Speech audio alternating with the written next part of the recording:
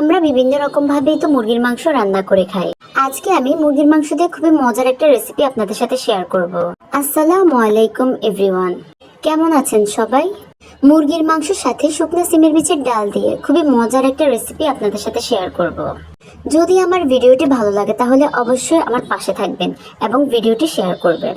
প্রথমে কড়াইতে পরিমাণ মতো তেল দিয়েছি, এরপরে তেল গরম হলে তার মধ্যে দিয়ে দিয়েছি পরিমাণ মতো পেঁয়াজ কুচি এবং 1 চামচ পরিমাণ আদা রসুন পেস্ট।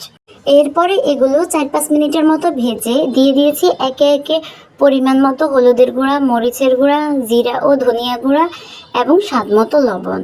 সব মশলার পরিমাণ একটু বেশি বেশি নিয়েছি, কারণ এখানে ডাল এবং মাংস একসাথে রান্না হবে।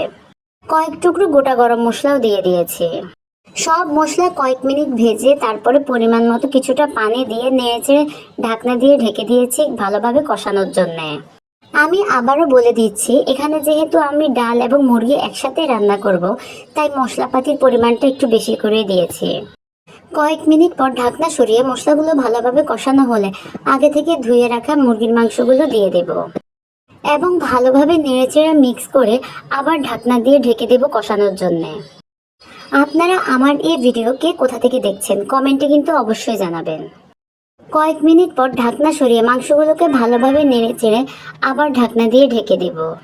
মাংসের ভিতরে যেন ভালোভাবে মশলা ঢোকে, এই জন্য এগুলোকে অল্প ঝোলে ভালোভাবে কষিয়ে নেব।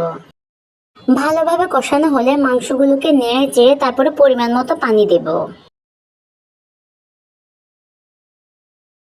ভালো করে নেড়ে চেড়ে এর মধ্যে দিয়ে দেব শুকনা সিমের বিচির ডাল।